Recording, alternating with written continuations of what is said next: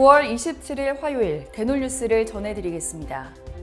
2022년 세계 치과의사연맹 총회가 개최된 가운데 치협이 세계 각국 대표단을 초청해 오찬을 열었습니다. 13년 만에 열린 이번 행사에는 FDI 회원국 대표단 200여 명이 참석해 치협에 대한 감사와 우호의 뜻을 전했습니다.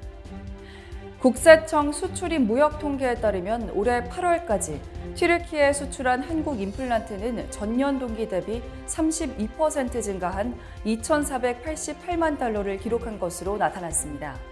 특히 아랍에미레이트도 전년 동기 대비 87% 증가해 중동 지역 내 K 임플란트의 위상이 높아지고 있는 것으로 확인됐습니다. 무삭제 라미네이트 광고와 다르게 치과의사가 환자 동의 없이 치아를 과도하게 삭제한 것에 대해 법원이 650만 원의 손해배상 판결을 내렸습니다. 수원지방법원은 최근 P치과를 운영 중인 치과의사 A씨를 상대로 이같이 선고했습니다.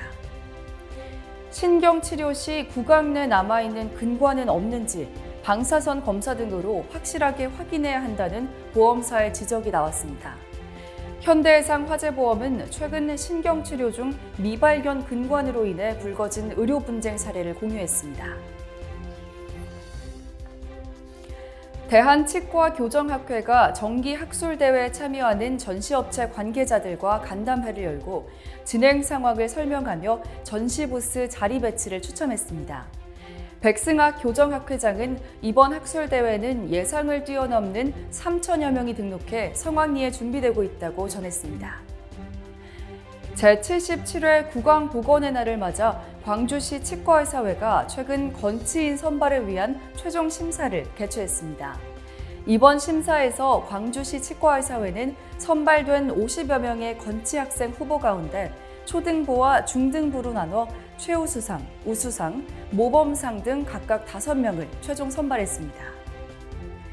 오스템 올소돈틱스가 최근 오스템 임플란트 마곡 사업 본사에서 오스템 올소돈틱스 미팅 2022를 성황리에 개최했습니다. 160여 명이 참석한 이번 미팅에서는 생역학의 이해와 임상 적용이라는 주제로 5명의 연자들이 다양한 강연을 펼쳤습니다. 연세치대 정회인 교수가 세계 여성치과의사회 이사에 선출돼 화제를 모았습니다. 정 교수는 임기 동안 세계 여성치과의사의 권익 향상을 위해 최선을 다하겠다고 당선 소감을 밝혔습니다. 울산시가 저소득층 아동청소년 구강주치의 사업을 추진 중이라고 밝혔습니다.